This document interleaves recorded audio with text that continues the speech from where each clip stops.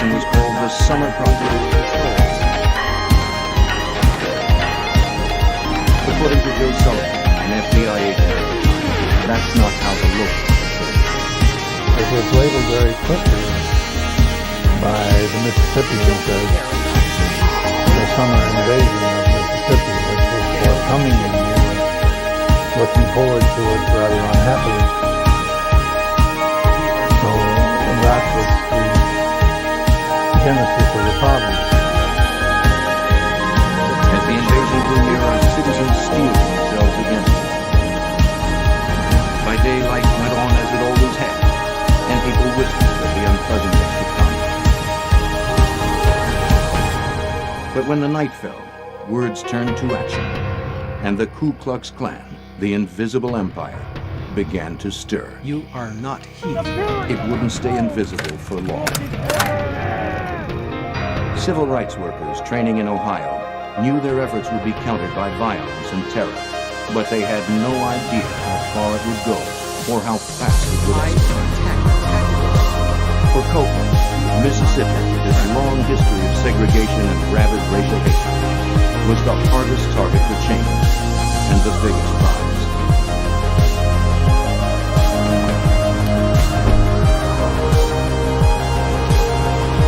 Bob Moses was one of the Summer Project organizers. Mississippi is targeted in every black person's mind as the symbol of racism. And so, as we mount our campaign to questions in our minds, you can do all you want. You can pass a civil rights bill if you want to, and you can do this and that, but unless you have actual change in Mississippi, it's not going to really get rid of this infection. Of course, Mississippi is the place where they rule it. 6 months before the students were expected in Mississippi, 24-year-old Michael Schwerner moved from New York to Meridian, Mississippi to establish a base of operations. Schwerner had approached Mount Zion Methodist Church, the nearby black community of Longview, for permission to use their space for COFO meetings. And we have got to stop it now and nip it in the bud.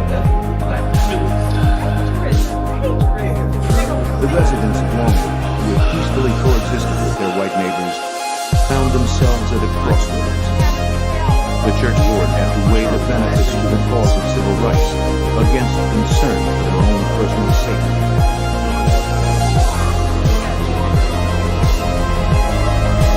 When the meeting was adjourned, they had to come to agreement.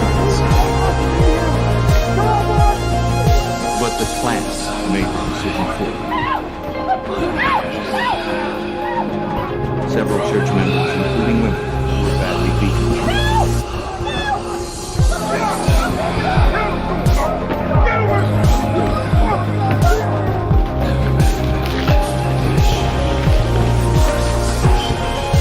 Later that night, Mount Zion Church was burned to the ground.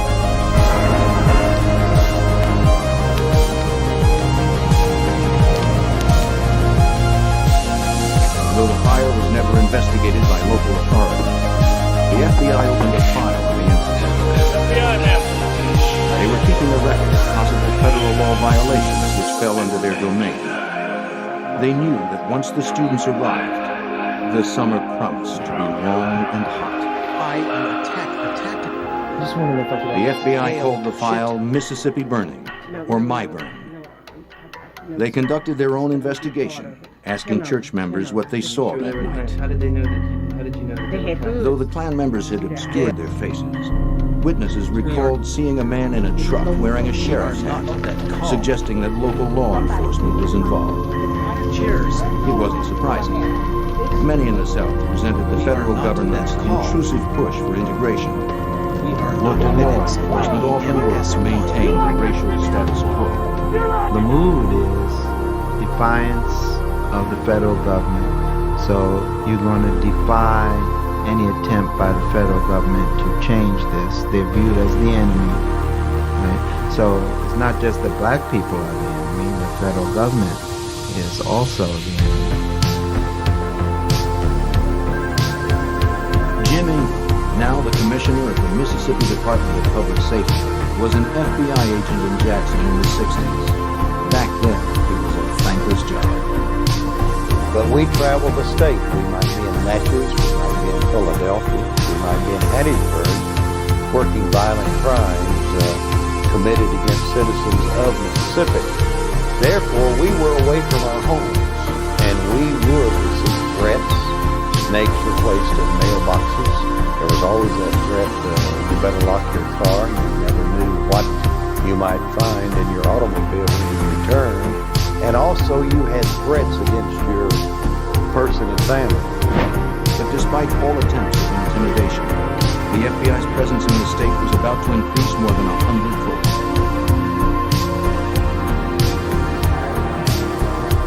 While setting up their COFO operations center in Meridian, Mississippi, Michael Schwerner and his wife Rita were joined by a 20-year-old plasterer named James Cheney.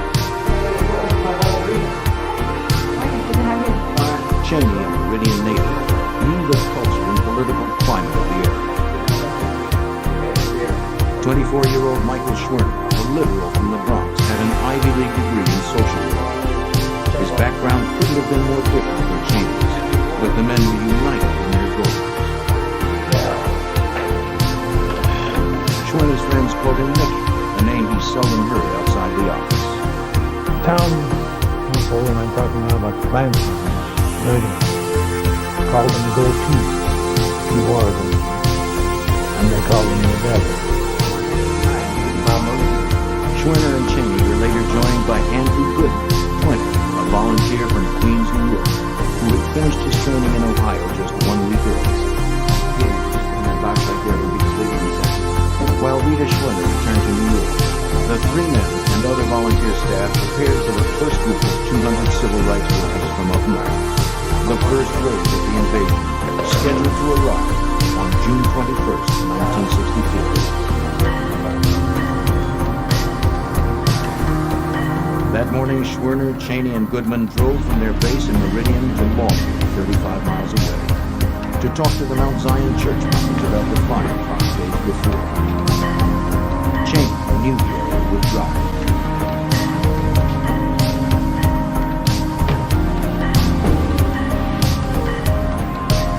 As the vanguard in the March to Freedom, the men knew that trouble likely lay ahead. Their ground rules were unambiguous. Stick to the main roads, cooperate with authorities, and never travel at night. They planned to be back that afternoon. Schwerner told his staff to call the COFO office in Jackson if he didn't phone in by 4 p.m. He never made the call.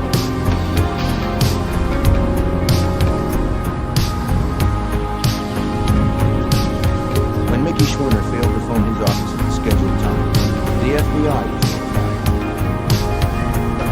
They in turn contacted local authorities to see if anyone had seen Schwerner, Cheney, and Goodman. Someone had.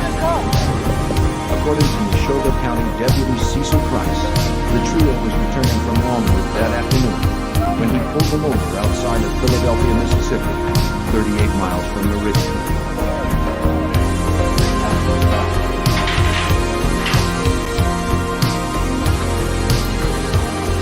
They were brought to the county jail in Philadelphia.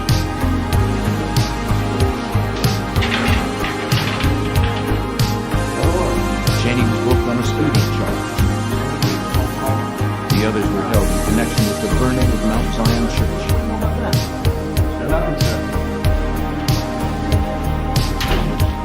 Cheney was locked in a cell designated for black prisoners. Schwerner and Goodman shared a different cell. They weren't allowed to make a phone call until dinner time, hours after their 4 o'clock call-in time had passed. According to another person sharing the cell, when the jailer's wife told Schwerner he could make a collect call, he declined. No one knows why.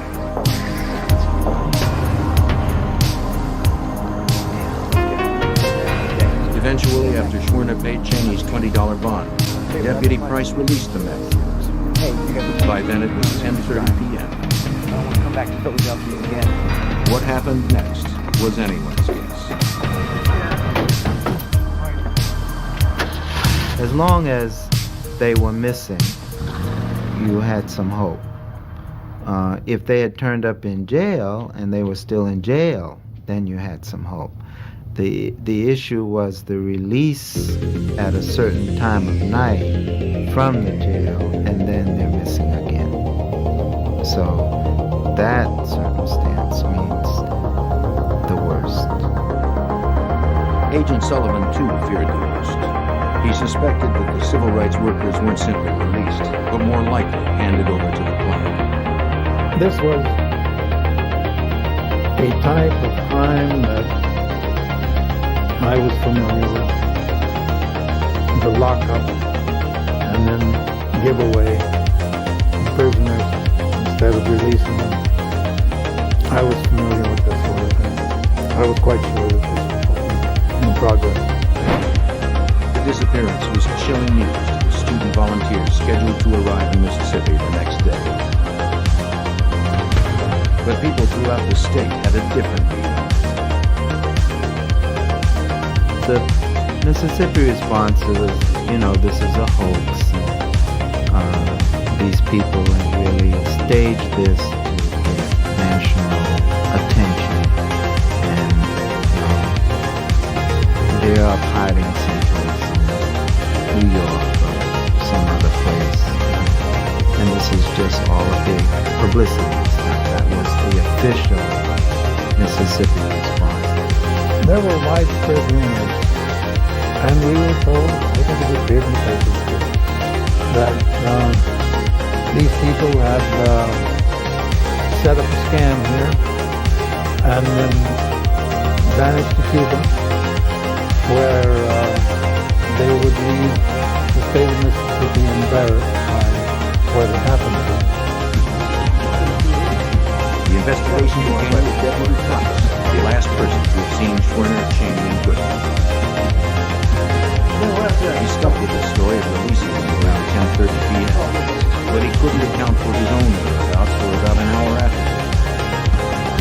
For Joe Sullivan, dispatched from Memphis to lead the investigation, it was the only clue, and not much of one. The sheriff's office was part of this publicity. That I was sure. I didn't have any proof. All I had was a history of having seen this sort of thing before. And at that point, I became more selective about who we were telling what we were doing. The FBI began a search for any signs of the young man. No one had seen them, or at least they weren't saying so. Then, June 23rd, 2 days after their disappearance, their station was two Choctaw Indians from a nearby reservation had come across the smoldering field the following evening. It had been burned to the north in a swampy area called Ogachiga Creek, 50 feet from the height of Philadelphia. When they learned of its possible significance, they called it the island.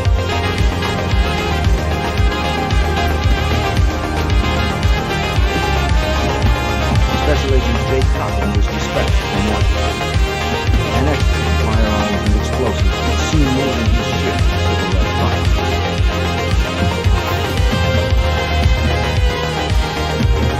When he arrived at the scene, he wasn't optimistic about what the car would reveal. In examining the burned out vehicle, we were looking for any evidence of human remains. We were also looking for any evidence that may have been left behind of any value in determining what happened to the civil rights workers. The car was too far gone to provide any clue.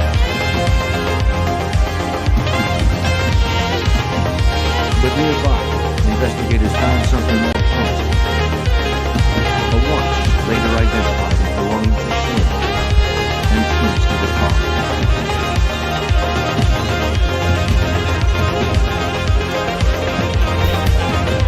The watch had stopped at 12:45. It took no time at all for the news of the discovery to spread. The vehicle hadn't been covered very long before the news was out on the police wires and the press wires and the neighbors' wires and the radio and so on. And we started to run a stadium at Bogchito, and that wasn't easy. For those so inclined, the discovery of the car only supported the idea of a hoax. But unofficially, investigators' hopes of finding the men alive had faded. It was obvious from the beginning that we weren't leaving until the bodies were located. Mr. Hoover wouldn't have countenanced that, and for that matter, neither would the general public. We were going to find those bodies if it took forever. Agent Sullivan contacted Director J. Edgar Hoover to ask for reinforcements. I told him that I thought I would need at least 25 men short of it, but I thought I would need more pretty promptly if it developed the way I was afraid it would. And he said, "What are you talking about?" And I said, "Well, I don't need 100 men." And he said, "There are 100 men coming."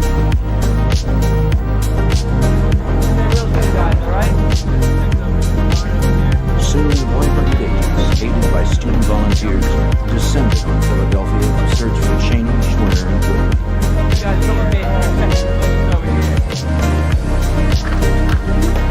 It wasn't enough. The men or their bodies could have been anything.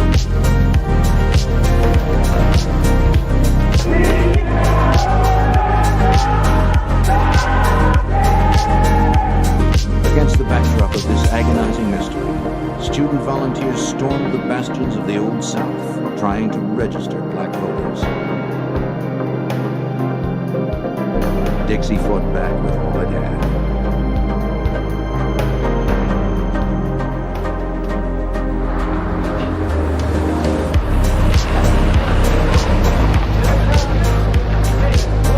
As the summer invasion pressed forward, the eyes of the world focused on Mississippi. In Neshoba County, Deputy Price and Sheriff Lawrence Rainey rebuffed the press. They felt the disappearance of the 3 civil rights workers didn't merit the attention it was receiving. And still the search continued.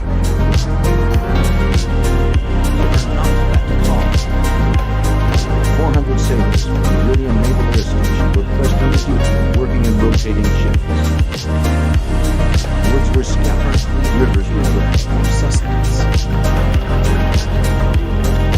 Then the FBI received word that the body of a black man had been pulled from the Mississippi River near Vicksburg. They went to investigate. Though Vicksburg was 140 miles away, it was possible that Cheney's body may have floated downriver. It was the only lead in an otherwise dismal search. We discovered that this body was not that of one of the missing civil rights workers. It was determined that he was the victim of a Klan lynching. It wouldn't be the only false alarm that summer as other lynching victims surfaced. Some had gone unreported, because in some areas, the Klan was the law. We are not stripes and calls. Finding the missing civil rights workers was the FBI's first priority, but busting the Klan was the ultimate goal. As the drive for voter registration continued, the hot Mississippi air crackled with hatred. Klan activity intensified. More than 60 black homes, churches, and businesses burned that summer, and that was just the beginning. I saw the violence. I saw the killing. I saw people left homeless by fires. I saw churches burned in the middle of the night. I saw lives being lost for no reason whatsoever, by a group that felt they were right. To break the Klan's hold on the South, President Johnson authorized a new FBI office opened in Jackson, Mississippi, 3 weeks after the men disappeared. According to Agent Abrams, the days of suffering were done. The FBI was taking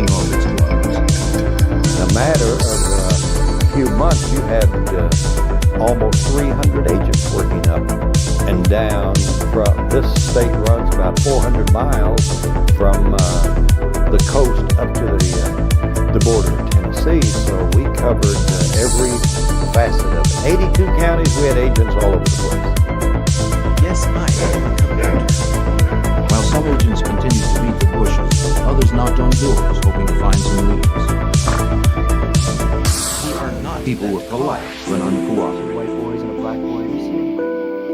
The FBI's tactic was to divide and You conquer. are not. Thank you very much. Agents would attend planned rallies, take photographs, copy down license plates until they were asked to leave. By then, they had what the We are not that call. Then the next time we talked with We them, are they not said, I'm not a into member of veteran Klan. events. You were at this Klan meeting. Why were you there? If you're not a member, you're a That sympathizer. radio program Do you is know not these in people our area. blew up a church? Do you know these people blew up a school that was trying to We are not that desegregate? call. Is this the way you want to operate? And most would say no. So we found that being at some of the That radio meetings was a program. deterrent for some. Some would stop You coming cannot because they didn't want us to control visit. with hashtags that activated radio recording transmissions. others required more persuasion. Agents were assigned individual contractors to watch over from a distance. If a bomb or other act of violence occurred, it was the agent's duty to call the clansmen to account for his whereabouts. Before long, they did not like being summoned out of bed at 3 o'clock in the morning when the crime was committed 4 counties away. But after a while, the wives said, hey, I don't want this anymore. My kids are not there. And so, before long, you could talk to them, understood where you were coming from. You got to know each other on a first-name basis. Soon informants started coming forward. Some were hostile, scared, others were families, haunted by conscience, who could provide some small piece of information away from the curious eyes of their neighbors. To provide additional incentive, civil rights and religious organizations came up with money to pay informants. The veil of silence began to descend. Some informants hinted that the investigation should begin at the sheriff's office, though Sullivan had already had his eye on Sheriff Rainey and Deputy Price. Deputy Sheriff Price was a key target Gale, shit. in our thinking, as was Rainey, because Price didn't do very much Gale, without shit. Rainey's The police authority. are not real.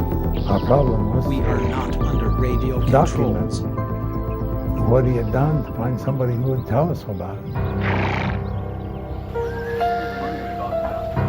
An informant Gale, suggested shit. talking with a young man named Wilmer Fay Jones. Agents located 19-year-old Jones living in Chicago.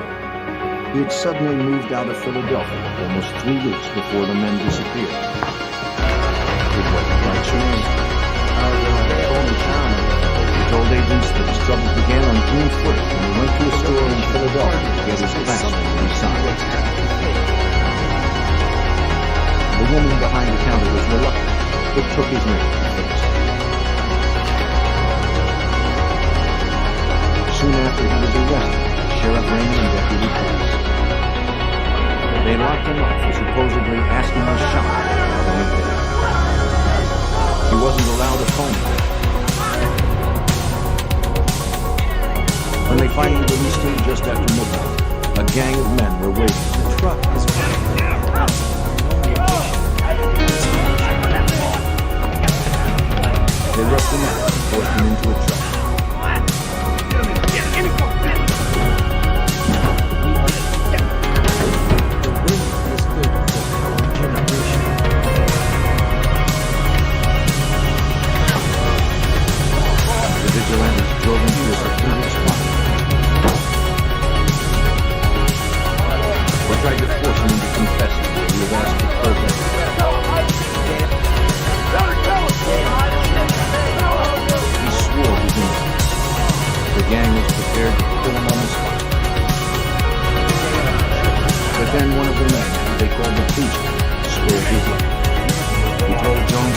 town for glittering was a desert.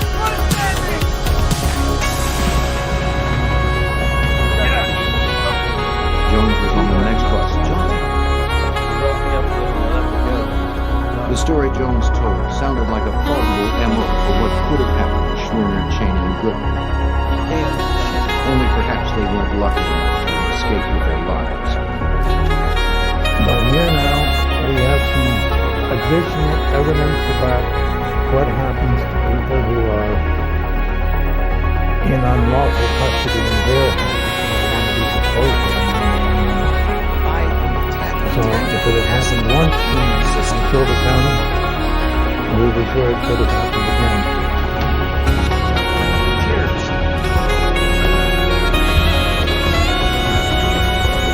Believing that Jones may hold the key to the location of the civil rights workers' body, agents had him taken to the spot where the gang left meeting.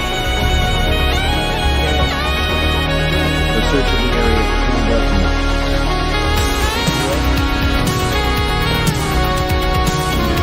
But there was one informant that Sullivan turned into himself, slowly puzzled, winning his confidence as it would be. This informant spoke under terms of total anonymity. His identity is protected even to this day, his life may still be in danger. He's known only as Mr. X.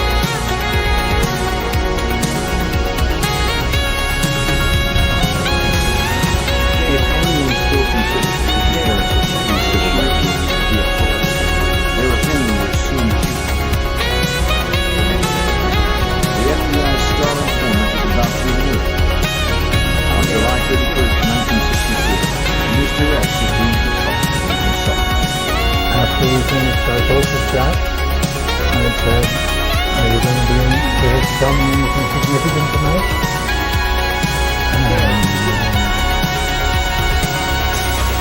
I don't think I can tell you what the body's saying.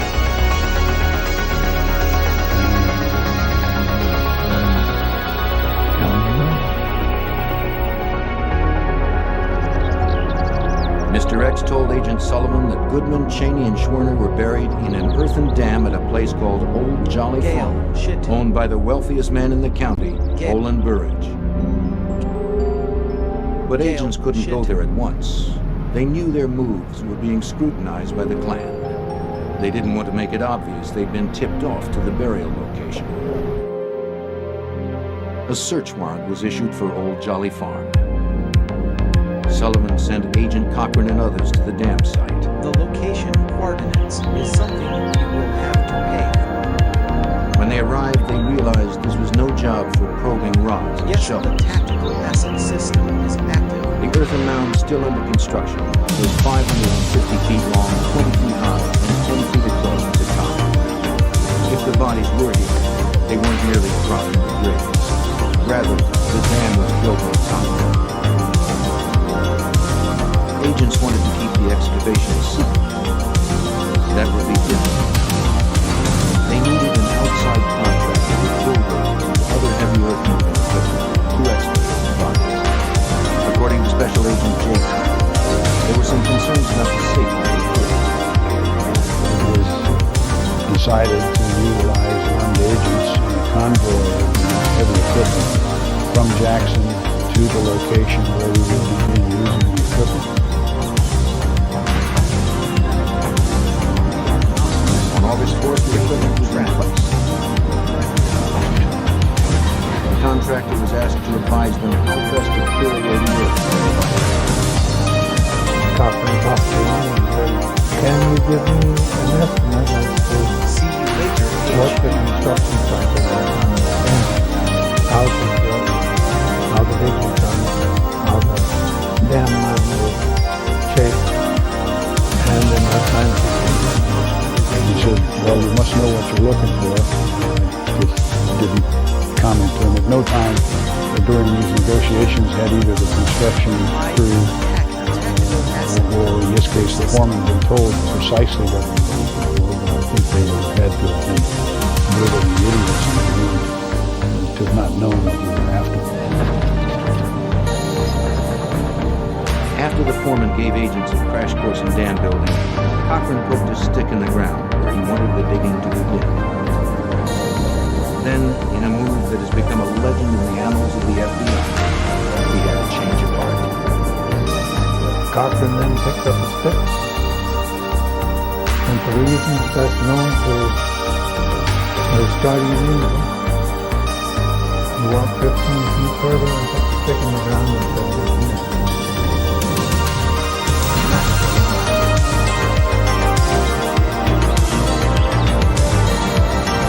The job beginning at 8:30 in the morning progressed slowly. By 2:45, the pit was 13 feet deep, and the pungent smell of blood was on the stage. The machines removed the top in favor of more delicate garden. As the sun beat down, the odor rose up and poisoned the air. Flies sneaked, ushering in the agent's grim success. Just after 3 p.m., 14 feet, the first body was found. It was Mickey Schmidt, identified by the contents of his wallet. Goodman was uncovered, followed by two. It's really hard to describe. It's perhaps the saddest experience with one human. It's a graphic illustration of man's inhumanity. He could kill you. We know Earth will be easy. Earth will be Bikes. The bodies had been buried more than a month, so it was impossible to immediately determine the cause of death. The coroner was summoned, and with him came Deputy Cecil Price. No, this walked up like it was sheriff's thing. Found a body. How about that? It was pretty casual, really.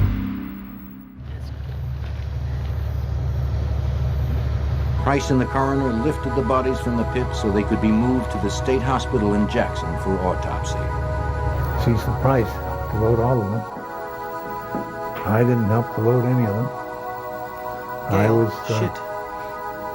letting the local authorities who had jurisdiction over the murders do their Cheers. thing.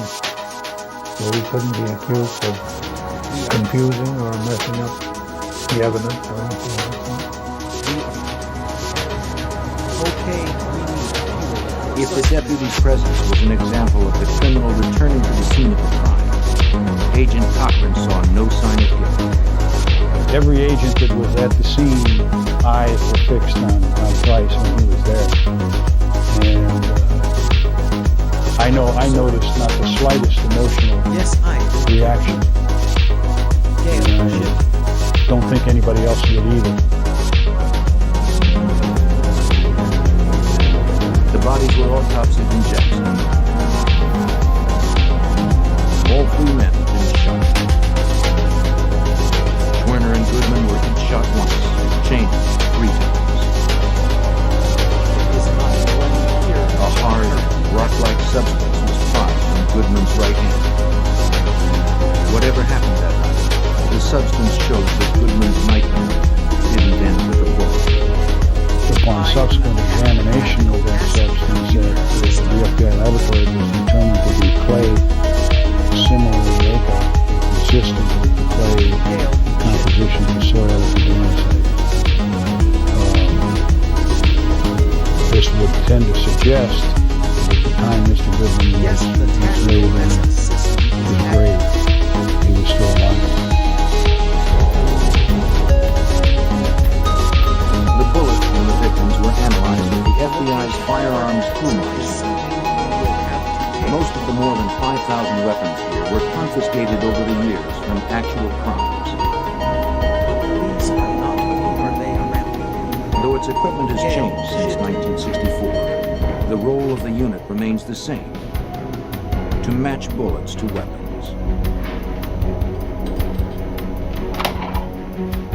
Today, the shooting gallery is the domain of Supervisory Special Agent Paul Tangren.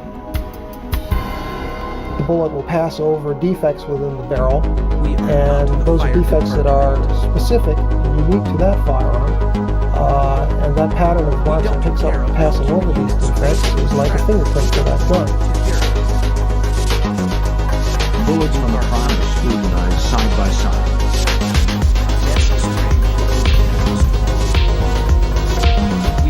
If they were shot from the same gun, the comparison microscope would form a seamless image of the marks on both bullets. Bullets shot from different weapons simply didn't match up. I've got lots of marks and very little agreement. And that is typical of what you would see of two bullets fired from two different guns of the same type. Using similar techniques, the FBI determined that Cheney was shot with two different .38 caliber weapons. Residue showed that the men were shot at close range. Total cost of the bullets used to kill 3 men, about 25 cents. The people of Neshoba County, the missing civil rights activist, was no longer a host of publicity. This was the turn. Racists drew the mark of murdering white people. According to Agent Jim Ingram, the FBI no longer seemed like the bad guy. Then they realized we're dealing with some very violent people. So the mood changed to our betterment, because we had people that wanted to assist us. Particularly in the little town of Philadelphia, Mississippi. It was amazing how many people then said, look, we have these people among us that would kill. Then we need those individuals found, arrested, and prosecuted. I do want to Meridian Police Sergeant Lawrence Milch is one respected Klan member who wanted out of the Klan. But the FBI convinced him to stay. Now, the FBI had their mold, and the impenetrable walls of the invisible empire had been breached. And the color must be driven out of our hearts, and we have to look to the cross. Let it be done. Amen. The next few weeks, Sergeant Miller proved that he wasn't involved in the murder of the civil rights workers. He helped the FBI by gleaning information about the crime from fellow Klansmen. But others were also helped.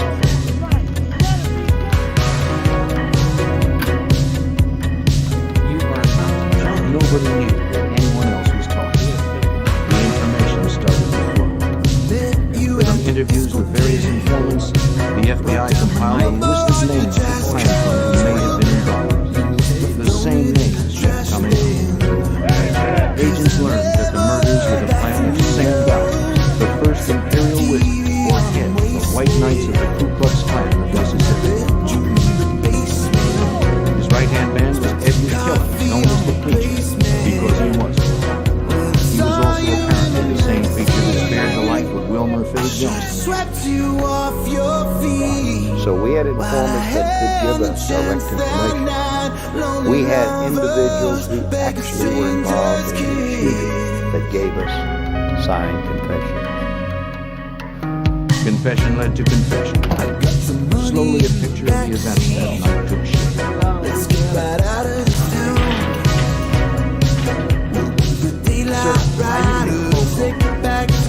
It was a plan of horrible simplicity. While Schwerner, Goodman, and Cheney were in jail, Deputy Price notified Preacher Killer, who rounded up fellow Klansmen. The Klansmen gassed up their cars, loaded their weapons, and waited till the men were released so they could carry out their imperial religious orders.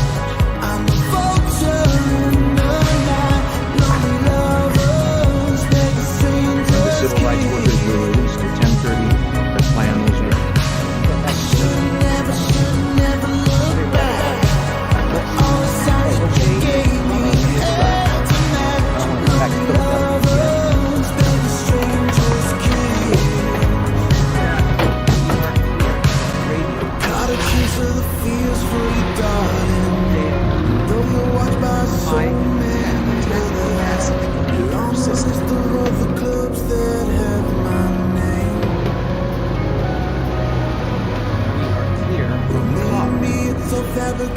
We are not that call. Not far out of Philadelphia, they must have noticed lights in their rearview mirror closing on the fast lane. They sped up to try to outrun it, stopping 100 miles per hour. One of the Jewish cars broke down, but two persisted. Deputy Price's shoulder was marked. He hit the flashers. Cheney pulled over.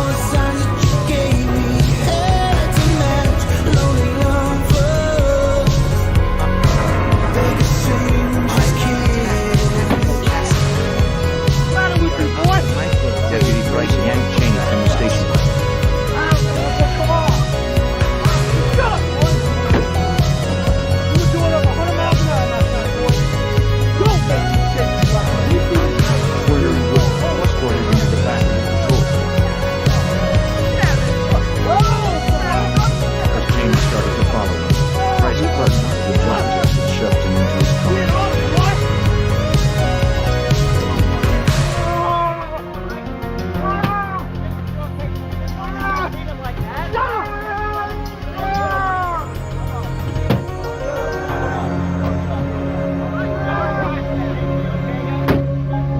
The procession continued down Highway 19, one of the Klansmen driving the station wagon. We are not people of fights.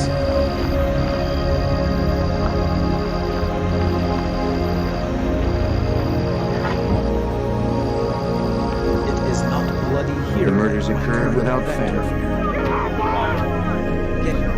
Schwerner was the first to die. The car stopped on a dirt road. Schwerner was pulled out of the car, spun around, and shot point blank.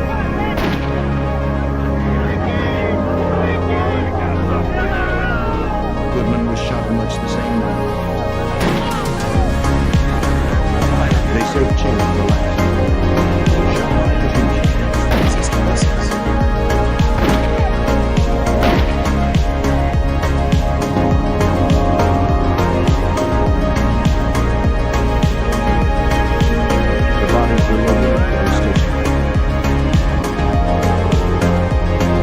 They were driven to Old Jolly Farm, where the bulldozer operator waited in the darkness, ready to conceal the ashes of 14 feet of body. Last, the station wagon was driven to the swamp. Gas was pulled over. A match was struck.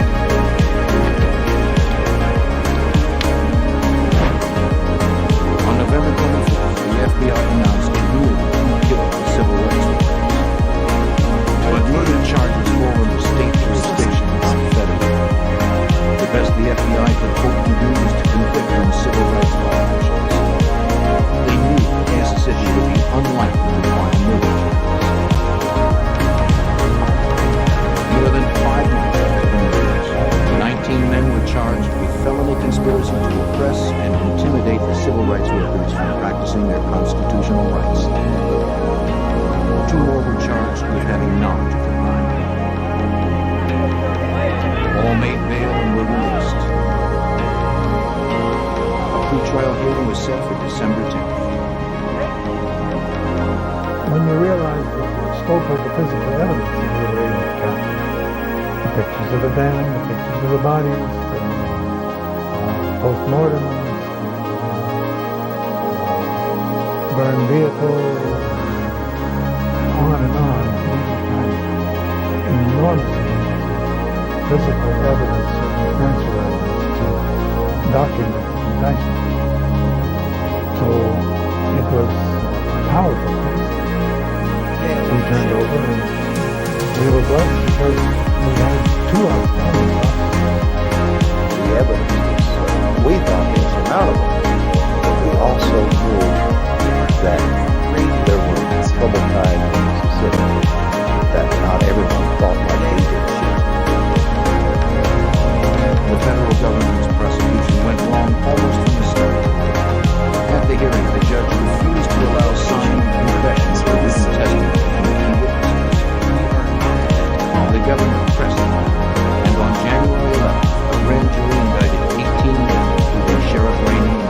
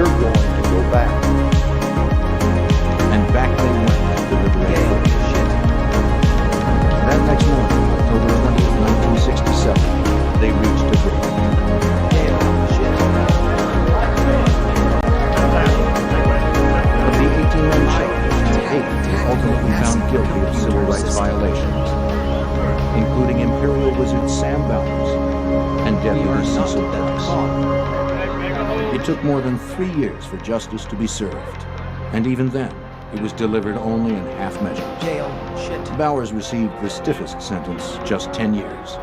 Cecil Price received 6. Sheriff Rainey and the preacher were acquitted. None of the men indicted was ever tried by the state for murder.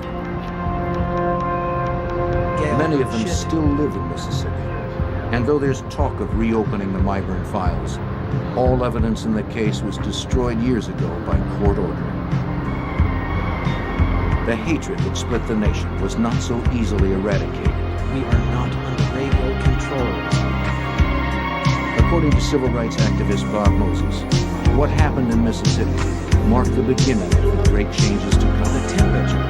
What has changed Okay, are you in coming Mississippi over is later? that before the 60s, Mississippi held itself as a state apart from the rest of the country, a place which was going to defy the country at any odds to maintain what was its racial apartheid. And now it's indistinguishable from the rest of the country. So Mississippi has become like every other state in the country. We are not people whites. Donations helped to rebuild Mount Zion Church. It has become a shrine to the free men who came here hoping to make a difference, and who succeeded in ways they could never have anticipated. Mickey Schwerner and Andrew Goodman were buried in New York. James Chaney's grave is in the hills outside of New York, where it bears the scars of families.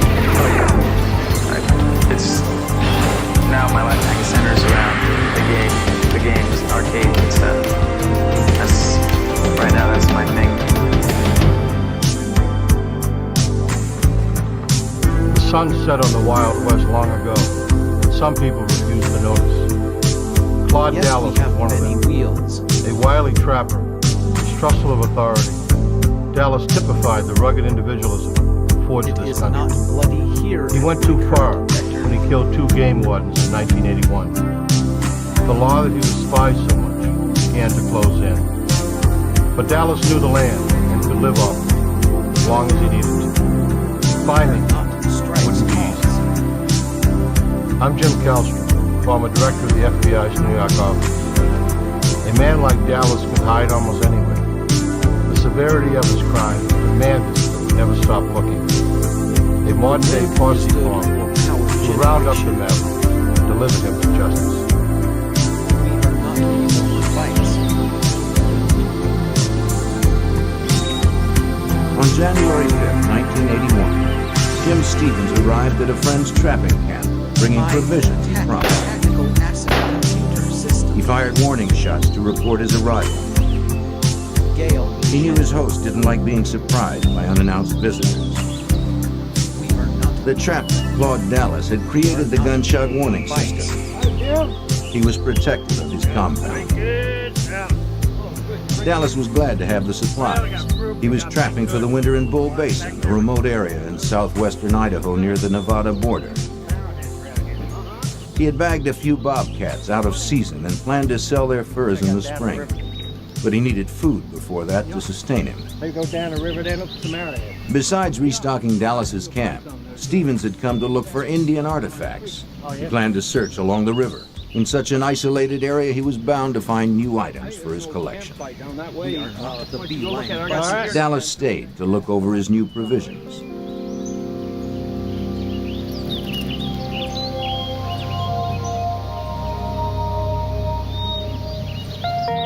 Stevens was away for only a short time.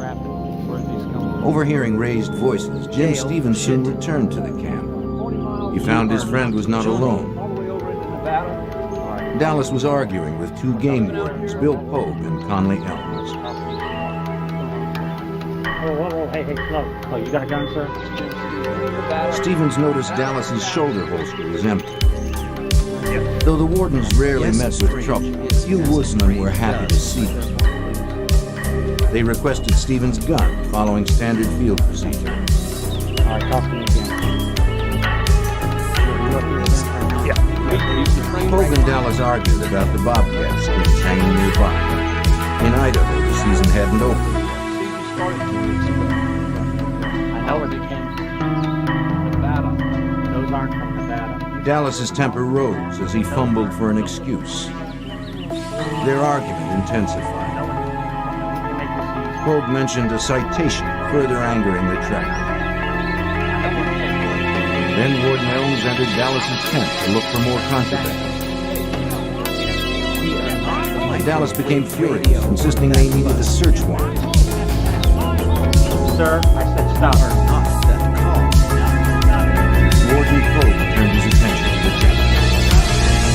Suddenly, Dallas was firing a gun.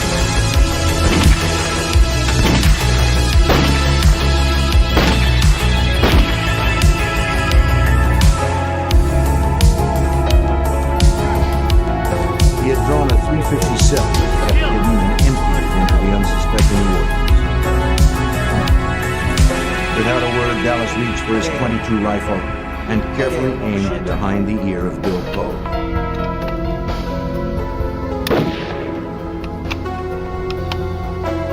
Conley Elms met the same fate.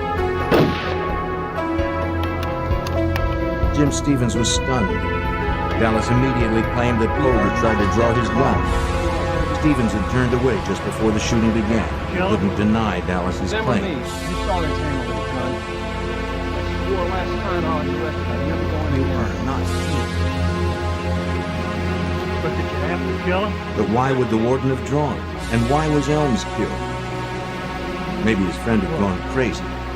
Find something to cover him up with. Fearing for his life, Stevens decided it was best to cooperate.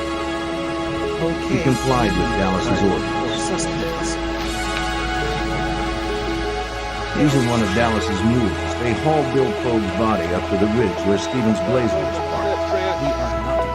They dumped the body into the truck and returned to the camp. Conley Elms' body was too heavy for the mule to carry up the hill to the truck. Dallas first suggested they quarter it and haul the people. In the end, they dragged him almost half a mile across the rocky ground to the river.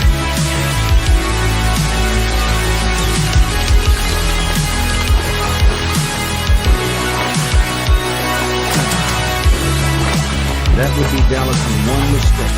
He didn't wait for body. As it floated downriver, it was sure to be seen.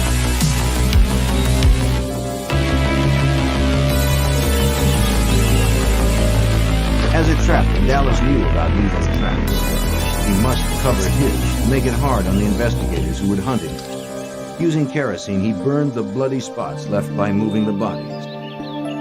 Stevens had to help him. Dallas then built 2 small fires to burn the ropes used to move the wardens and some of the wardens at Gale. He tried to get rid of anything with blood. Gale.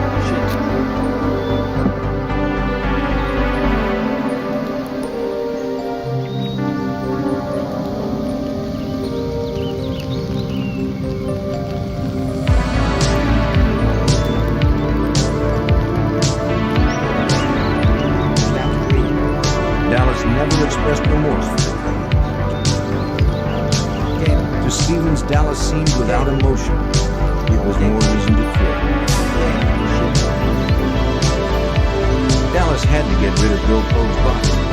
He decided to go to a friend's house in Nevada to tell him. Stevens didn't want to cross Dallas, and it might give him a chance to get away from the killer. They would head for Paradise Hill, Nevada, 5 hours away.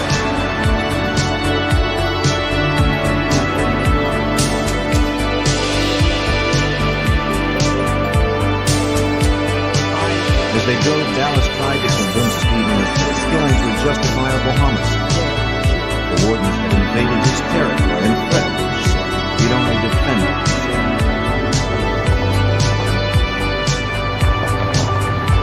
Stevens couldn't understand how it was self-defense, but he didn't argue. There was no telling what Dallas might do to him. Near the end of their drive, Dallas apologized for involving Stevens. They arrived at the home of George and Liz Nielsen in Paradise Hill, Nevada around 11 o'clock that night. The Nielsens ran a small tavern out of their house and were just closing for the Yes, night. the tactical asset system is active. George, it's Paul. Dallas told his old friend George he had just killed 2 fish and game officers. He needed Nielsen's help. With others around, Jim Stevens no longer feared for his life.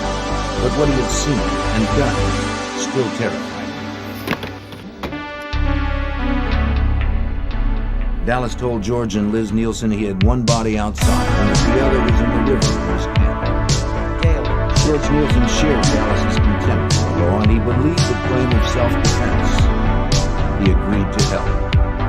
Dallas told Stevens he could go and asked to borrow the Nielsen's pickup to take Vogue's body out and bury it. The men went outside so Dallas could move the body from the blaze of the Nielsen's pickup.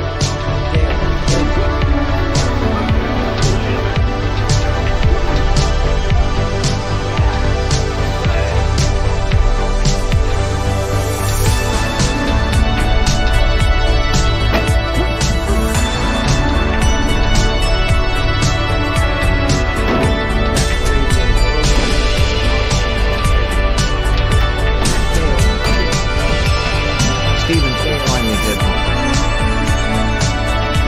Dallas went off alone to get rid of the body. Hours later, he would return to the Nielsens to shout at James Poe, eat and pack. The Nielsens would give him food. Around 5:30 a.m., Nielsen would drop him off 15 miles away, where it is believed another friend picked him up. In any case, Claude Dallas had disappeared. A few hours later, Jim Stevens realized he had to go to the police. Gale. After talking with George, he visited Liz Nielsen at the local hospital where she worked. She agreed they should contact authorities. They were too involved not that call. The police are They met with the county prosecutor. Stevens explained that he was there at the time of the shootings, but had his back turned when Dallas started firing. He didn't see if Poe had drawn his gun, so Stevens couldn't verify or dispute Dallas's self-defense story. George and Liz Nielsen told how they had helped Dallas disappear, but they didn't know where he was. All anyone knew was that for some reason, Claude Dallas had snapped.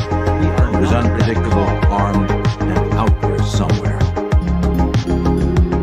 We are clear from radio units. If Stevens were telling the truth, there were 2 lawmen down and a killer on the run. The wind is The prosecutor contacted Hawaii County Sheriff Tim Nettleton, called in state authorities. I notified the Department of Law Enforcement to gain some assistance because of the expertise that they can supply my department. As Nettleton prepared to investigate the crime scene to check Stevens' story, the FBI was called in to track Dallas. Special Agent Frank Menzel, then stationed in Reno, was assigned as the Nevada case agent. The FBI was called into the investigation of the murders of officers Poe and Elms because it was believed that Dallas Yes, had strange is first of all, cold-bloodedly murdered these two officers, and secondly, that he had fled the state of Idaho to avoid prosecution. We have thick wooded areas, we have water, we have some open terrain. Dallas knew the land and had a head start, but the FBI had to find him. Sheriff Kim Nettleton led the investigation of the crime scene where Claude Dallas had killed the two game wardens. He was accompanied by deputies and state forensics experts. An investigator riding in a news helicopter spotted a body in the river. He radioed to the team on the ground, and they located the body of Warden Conley Helms, caught in a submerged tree branch. At least one death was verified. Back in the camp, officers approached Dallas's tent with care, on the chance he was lying in wait. But only pelts and skins remained. I am listening to With the area secured, Sheriff Nettleton and the forensics team could begin verifying the rest of Stephen's story. They couldn't rely solely on one witness's testimony. They needed hard evidence that placed Dallas at the scene and proved what happened beyond a reasonable doubt. Investigators videotaped and took photographs to preserve the placement of footprints and other evidence. They were most interested in collecting ballistic evidence. The examiners needed to retrieve the warden's guns and any spent bullets from them. The question was whether the wardens had fired or even drawn their guns. If they had, Dallas may be innocent of murder. Searchers found .357 and .22 caliber shell casings, which they hoped to be able to trace to determine who had fired them. Although evidence had been burned, much still remained. The scorched wood might mean powerful In the process, we found where the sagebrush had been piled, human blood, later identified as drill pokes and Connie Helms' blood, and burned. We assumed to destroy the evidence. It was painstaking work. Their meticulousness was crucial. Even the tiniest traces of evidence would be useful to Idaho State Crime Lab examiner Rick Roth. There was a number of blood spots that were collected off plants, off dirt, around a campfire, just in a number of locations. The one eyewitness, Jim Stevens, cooperated fully. His testimony would help the Idaho Department of Law Enforcement's Harry Capall reconstruct the case. We took, the next day I believe it was, we took Stevens and went back down to the crime scene and had him walk us through, showing us where Helms was standing, where Pogue was standing, where he was standing, where Dallas was positioned, and we acted it out and photographed the it. location coordinates is something you will have to pay for.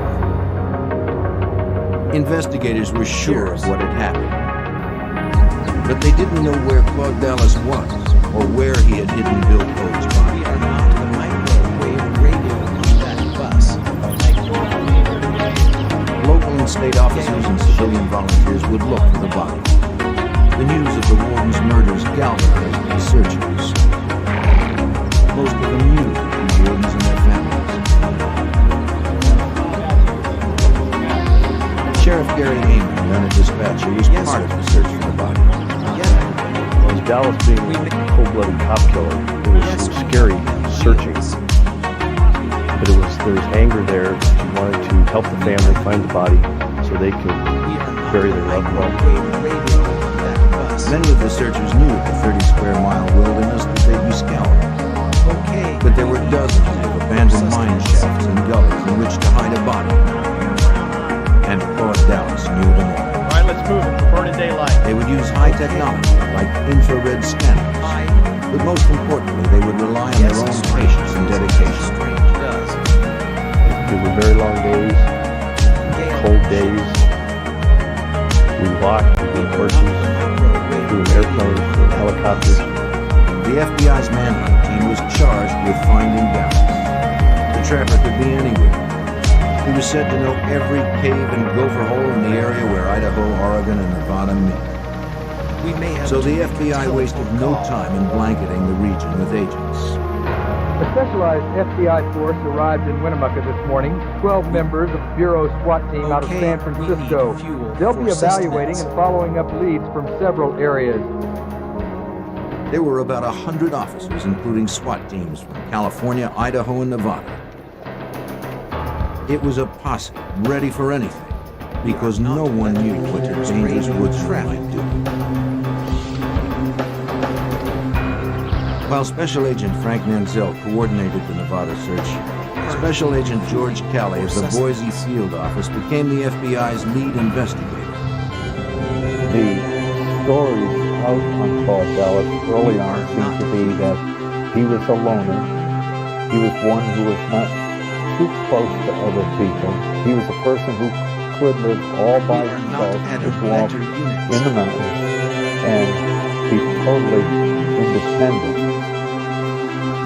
Dallas projected the image of a storybook mountain man to those around him. It was a tale years in the making. Dallas was born on March 11, 1950 in Winchester, Virginia, the second son in a family of 9. When he was just a boy, his father taught him to hunt and lay a trap line, and that game laws didn't apply to him.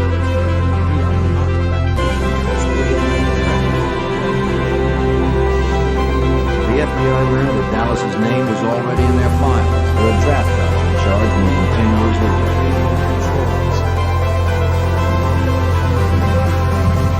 When he was 18, he had registered for the draft as required by law, then left his family and hitchhiked to California. Dallas found work as a ranch hand, though he had no experience. But he learned fast and soon became known for his hard work and for his distrust of the law. After several years, he moved on, perhaps unaware the FBI wanted him as a draft dodger. In 1973, the FBI caught up with Dallas. They arrested him for failure to report an induction. But the draft board couldn't prove he had ever received his draft notices. They dropped the charges. It was his first victory over the government laws he despised. Dallas moved to Paradise Hill, Nevada. He decided to trade ranch work for the life of a trapper. He wanted to be independent. Before long, Dallas was making his living solely as a trapper in the Nevada waters.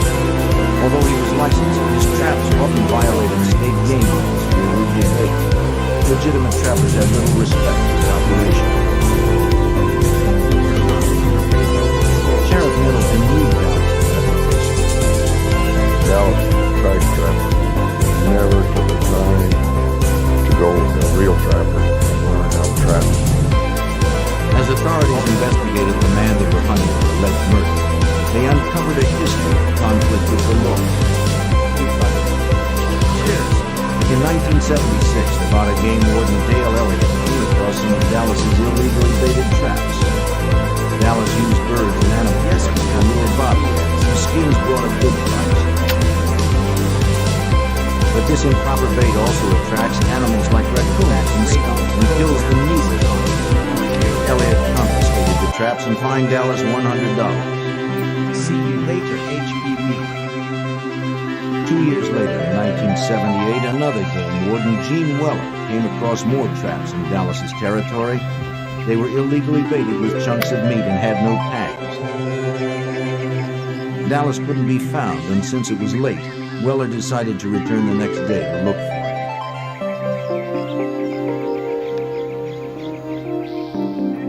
him. The following morning, Weller and a sheriff's deputy found Dallas's Jeep. But again, Dallas couldn't be located. Inside the Jeep, they found 2 weapons, a rifle and a revolver. It was against Nevada law to keep a loaded rifle in a vehicle, so they confiscated it. They took the revolver, too.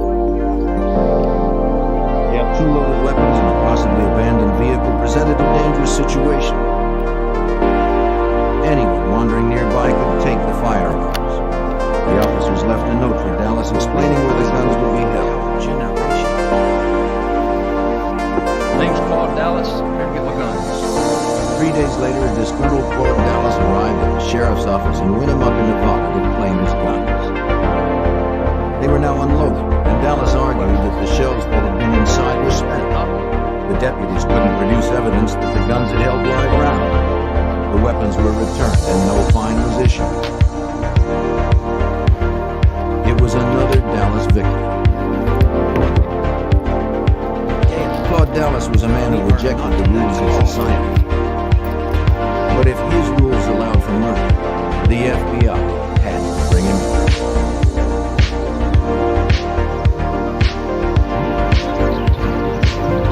Within days of the two game wardens' deaths, FBI agents gathered information about the killer Claude Dallas. Special Agent George Catlett led the investigation. We realized that he found Claude Dallas. We'll have to learn more about it. The FBI talked with local trappers and ranchers, and many were reluctant to help. The information on Dallas came slowly. As it did, the FBI pieced together the days leading up to the killing of the two game wardens. In December of 1980, a month before the killing of the wardens, Dallas had made a winter camp in a remote stretch of wilderness in Idaho's southwest corner. He would spend the winter trapping alone, but for a few visits from friends like Jim Stevens, who promised to bring mail and supplies. He chose Bull Basin for his camp. It was perfect for him. Wild, isolated country rich in deer and buck. A place where a man could live by his own rules. Dallas's closest neighbors were miles away. He knew where the trappers sometimes worked for Basin, but he figured he could avoid them and the state's fish and game.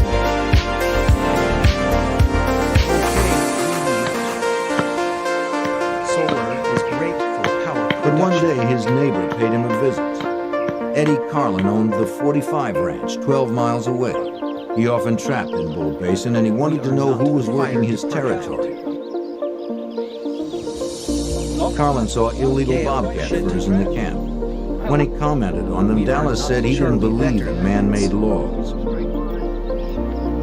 Something about the trapper made Carlin uneasy. Okay, are you coming over later? He nervously eyed Dallas's .357, a more powerful weapon than a trapper needs. Carlin made it clear his family had trapped in Bull Basin for years. Finally, they agreed to work separate areas of the basin. They would stay off each other's trail. For the moment, Eddie Carlin was more concerned about a couple of trappers poaching on his 45 Ranch itself. In the Northwest, working another man's land is like stealing directly out of his pockets. Carlin drove 2 hours to the nearest phone to alert the Fish and Game Bureau. Not Heath. It was 10 p.m. on January 4th when Carlin reached Game Warden Bill Pogue. Pogue was known as a strict, by-the-books warden. Carlin knew he would help him clear his ranch of unwanted trappers. Pogue understood Carlin's concern.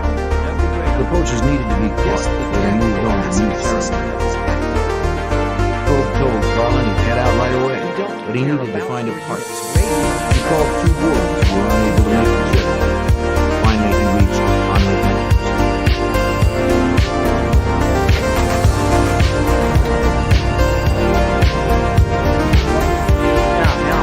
It was late. When Mills heard the problem, he immediately agreed to go.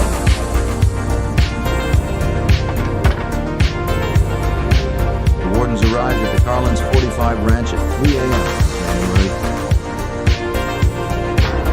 After a few hours rest with sleeping bags outside, the men joined Eddie and Joanne Carlin for breakfast. Eddie described the poachers who were trapping on his land. The wardens considered how to approach that call. Then Joanne added that there was another man named Claude Dallas trapping in Bull Basin. He was bagging game out of season. Yes.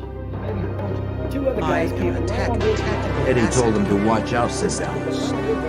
The wardens said they'd cover each other. They left to confront the trappers on the 45 ranch first.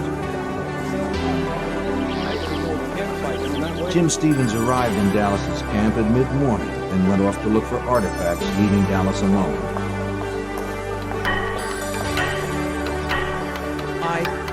The wardens entered the camp to check on the possible trapping violations. Come on, Dallas. Yep. Come out of the tent, please. Bill Poe, Conley Elm, game warden. And Dallas would later tell Stevens what happened next. The wardens asked Dallas for his gun. He surrendered one with the warden's consent and kept the second .57 pistol hidden. Wow, strap on the Dallas, the license. Dallas said the argument began after the wardens checked his traffic license. They asked about the pelt. Told Prescott about the bobcat tools and Dallas's anger rose. The tension quickly escalated. He doesn't need a warrant. This is my home. And in an instant, Dallas's temper turned deadly.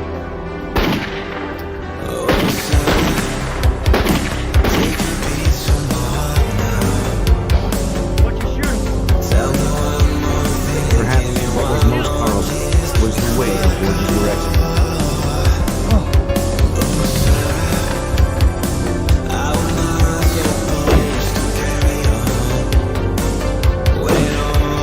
Sheriff Middleton understood the implications of the shot. That shot behind the ear was to finish him off in the common way of administering death by traffic.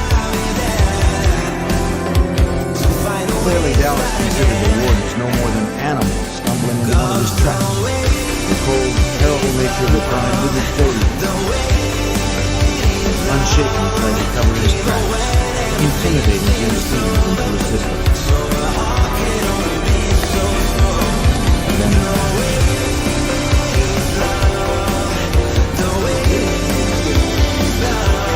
within 48 hours, the hunt for Bill Poe's body by local volunteers had begun. Elm's body had been found, and the story Jim Stevens recounted was proving to be true. The other warden was still missing.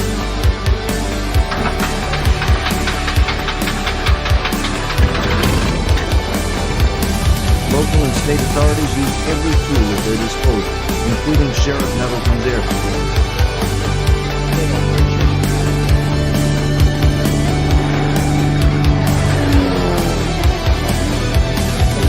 The aerial search allowed for initial sweeps of the large areas to be conducted quickly. It was necessary in such a vast expanse of territory. Freshly dug earth or other signs of Claude Dallas's actions may have been visible from the air. But finding a body would require a slow, careful ground search too, by a team that included Sheriff Gale. When we actually went down and searched for the body, approximately 50 or so people went down and camped out near Paradise Valley. We would break up into teams and we'd go search a specific designated area that we were assigned to. And we would basically turn over every rock and every brush. We were assigned to the grave, footprints, bodies, any evidence that might be related to this. As local authorities searched for Poe's body, the FBI hunted Claude Dallas. He could be anywhere, from the northwest to Mexico or beyond. Dallas was on his own foot, and the manhunt promised to be long and frustrating. Agent George Kelly and the other investigators knew that to find Dallas, they'd have to narrow the search. We had to contact the people that he had seen at the town, and we began to get an idea of the type of person he would look up by those who had similar interests that he did. And we really concentrated on who are his friends. Investigators knew Dallas had friends in Paradise Hill, Nevada, so they focused on checking homes, farms, and other areas. Agents learned Dallas kept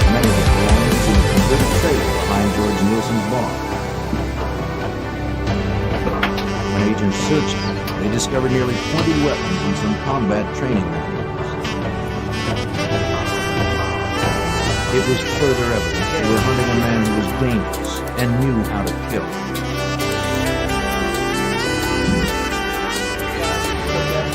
Inside Nielsen's bar, the FBI questioned everyone who knew Dallas. The Nielsens were helpful, telling the FBI the same information they were giving the county prosecutor earlier. But others in the bar were largely uncooperative. Not many locals appreciated federal intervention. They gave agents few leads. It was clear people were protecting Dallas, either because they liked him or because they disliked the law. The federal agents weren't the only ones getting the pressure. Even local authorities like Harry Paul felt the frustration. Some of the anti-establishment type people said the two officers deserved to be killed. They have no business being down, invading this man's camp. But there were quite a few people in the Winnemucca area who really went too helpful, and I think our investigation would have proceeded a lot faster and quicker had they been more willing to come forward for if they did interview and tell us the truth. The fact that Dallas had a network of supporters in Nevada and Idaho gave agents their first glimpse behind these mountain men. It seemed he was not the self-sufficient loner some made him out to be. He was resourceful, but he was also dependent on others. The field work by agents like Frank Menzel slowly uncovered the truth about Claude Dallas. He wasn't earning any money, so he had to have somewhere to eat and sleep and that sort of thing, and a place to go to hide. So he was able to avoid us because he did have some friends. And I know in the state of Nevada, but Northern California, we have relatives. As investigators learned how Dallas operated, they figured out how to bring him out of hiding. They'd make the reclusive backwoods the best recognized man in the West, so he'd have to come home. They designed and distributed a wanted and put a $40,000 reward on Dallas' head. Sheriff Neville called it the Corpus. I had requests from many police agencies, all the way from Alaska, all up and down the West Coast. They were in Field and Stream. Virtually every gun shop west of Mississippi had one hanging up. And any place that Mr. Dallas went, he would see his face. Any of his haunts, any of his friends would see it. This would leave him only one place to hide, back in Paradise Hill, where most of his supporters were. Investigators kept the pressure on, following every lead, searching every day, and waiting for Dallas to resurface. Cheers. Looks like you did something. After 15 months, agents noticed the people of Paradise Hill becoming uneasy. They acted nervous when any law officer was nearby. The agents worked their contacts and learned that Claude Dallas was coming back to town. Okay, are you coming over later? FBI agents persuaded a friend of Dallas's to turn informant and notify them when Dallas actually returned. In April of 1982, the informant came in to talk. He didn't want any trouble. Claude Dallas had moved in with a friend, he said. He was at Craig Carver's trailer just outside of Paradise Hill. There were plenty of weapons in the trailer.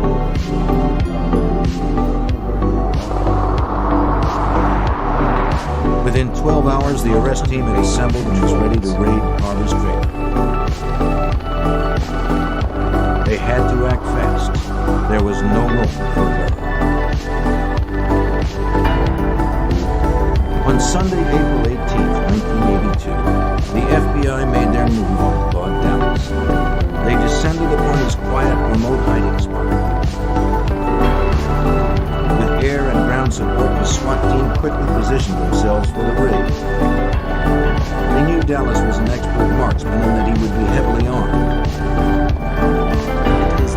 Special Agent George Keller was at that time. and I wrote all You are not heath. this is the FBI. We are not that And Claude Dallas come out words to this effect. And he did. He came out. But not the way they expected. Dallas dived through the window of the trailer and went to a truck. Agents were momentarily helpless to stop him. The arrest team mobilized and the chase was on. The FBI had spent more than a year tracking him. They could not let him get away.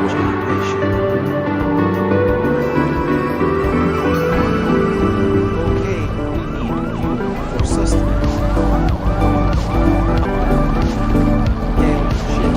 Gale, shit. The helicopter stayed on his tail despite the danger. Hello, how are you? Dallas was shooting from his truck as he sped along. Agents and officers returned fire as they chased him.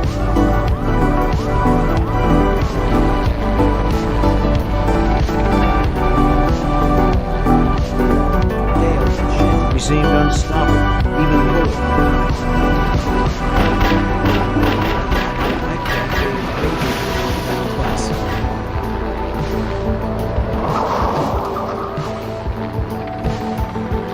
But then his luck ran out. His truck stopped dead. The shooting stopped too. Bravo Vector Unit. Dallas had been shot. The truck He slipped out of his truck and crawled away. Location and destination. Men on the ground couldn't see him through the tall brush, but from the air, Nanzel had a bird's eye view. Unfortunately, with the agents out of their vehicles, he had no means of radio contact with them. So he was helpless to warn them. When I saw that agent walking toward Dallas, this agent was a very highly trained special agent SWAT team named Gale out of Las Vegas. I didn't think he saw Dallas. I thought there could be, I thought Dallas was a kid. And it really scared me back. But as the agents approached, to everyone's surprise, Dallas lifted his arms and gave up.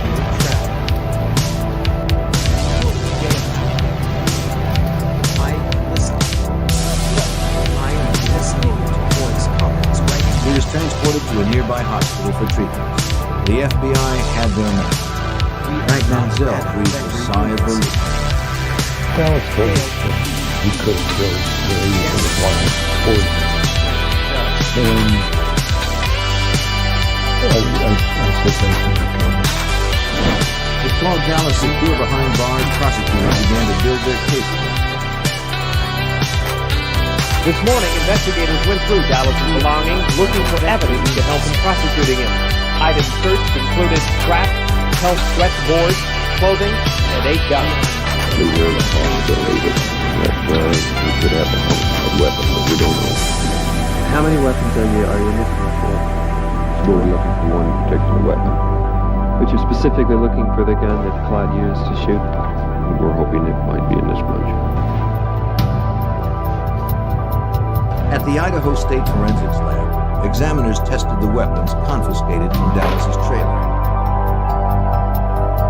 They hoped to find the guns used to execute the wardens. But the tests were inconclusive. Prosecutors would have to rely on other forensic evidence and the testimony of Jim Stevens to win the conviction.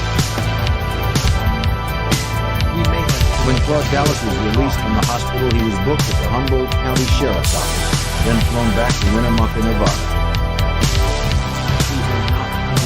When they had Dallas in custody, got back to the airport in Winnemucca, it was just a feeling of relief. Hey, it's over with. Now let's be inside. Authorities were taking no chances.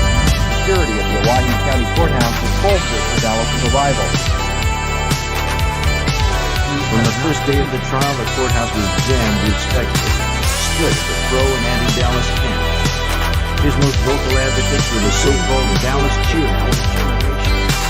During the trial, there was a group of 3 ladies that were openly antagonistic towards any law enforcement, that thought Mr. Dallas was cute and being railroaded. Didn't mind telling anybody that had no business prosecuting him. The prosecution expected an easy conviction on first-degree murder charges. They had a witness to the crime, forensic evidence, and a defendant who eluded capture for over a year. But it wasn't that easy. Whether it was the strong defense or Dallas's charisma, after 7 days of deliberation, the jury reached a shocking verdict. Instead of the maximum charge of first-degree murder, they found Claude Dallas guilty of 2 lesser charges of voluntary manslaughter. If the jury was beguiled by Dallas, the judge was not. He gave Dallas the maximum sentences he could, a total of 30 years. During the trial, Dallas finally gave up the location of Bill Pogue's body. This provided some relief to the people who had searched the wilderness for months. Still, many felt justice had not been done. We were shocked when Dallas got away with this because he had cold-blooded murder. Very fine Idaho officer, and not only murdered him, but shot him in the back of the head like they were just animals that he caught in a trap. And I thought that it was the worst decision. There was no justice. I felt bad for law enforcement, but I really felt bad for Pogue and his family. I thought that was just tragic. Bill Pogue's body was recovered from a shallow grave about 15 miles southwest of Paradise Hill, Nevada. And Claude Dallas began serving his time at the Idaho State Penitentiary. But the ordeal was not over. After 3 years in captivity, on Easter Sunday, 1986, he once again became a fugitive.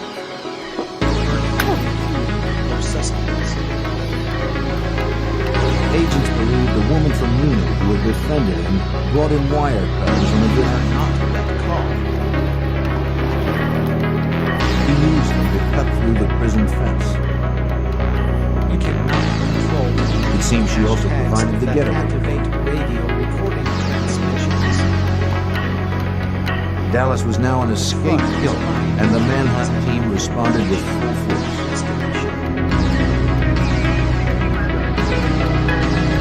The FBI placed him on their list of 10 most wanted fugitives at the request of Special Agent George Gale.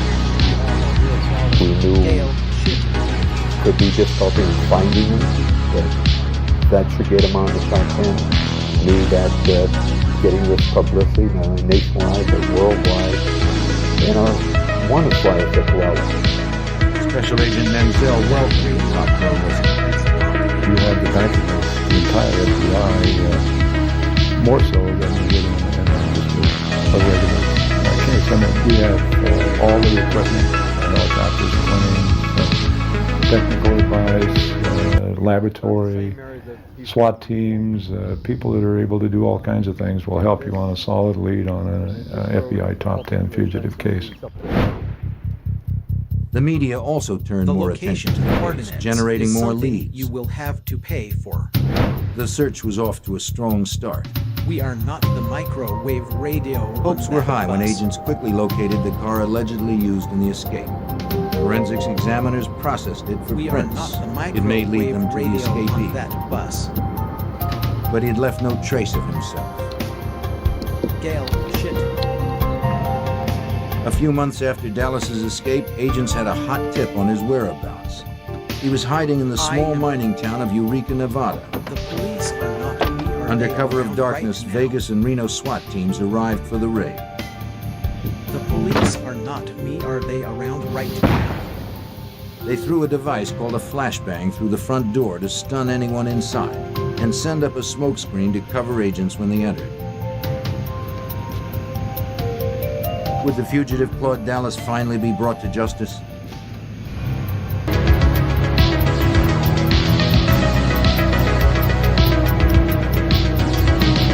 SWAT team members searched the house for Claude Dallas, but he had slipped away again. Maybe the agents had been in the small town too long for word had gotten out. In any case, Dallas was gone. It would be several more months before agents got their best friend, almost a year after his escape from prison. They had been following another of his friends, Danny Martinez, who lived in the ranching community of Riverside, California. Martinez had a friend who looked a lot like Dallas, and he talked the friend into giving Dallas his ID. The friend was uncomfortable as he arranged. He called the FBI and agreed to help him. Meanwhile, Dallas fled to Mexico using an ID. Cut his hair, shaved his beard, and got a nose job. He had a new look, but he hadn't changed his style. As before, he returned to where his friends were, as agents predicted.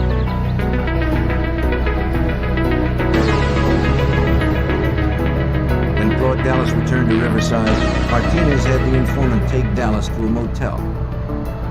The friend quickly alerted the FBI.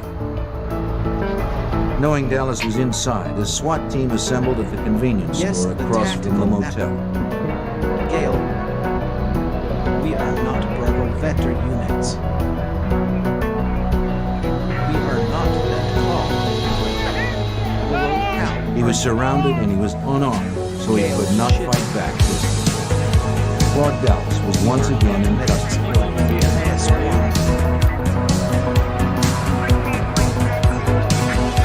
He was transported back to Idaho to stand trial. The charge was escaping from a state penitentiary. It seemed certain he would be found guilty. But again, he worked his magic on the witness stand. We are not the fire He claimed prison officials had concocted an elaborate scheme to kill him because they saw him as a cop guy. Amazingly, the jury bought his story, baffling agents like Frank Manzel. Dallas was acquitted from escape, which totally astounded every FBI agent I ever knew that worked on this case, or any agent that ever heard about this case. It just was beyond belief that Dallas could escape from prison and then go to trial for that. And we are not the microwave radio on that bus. Claude Dallas, who admitted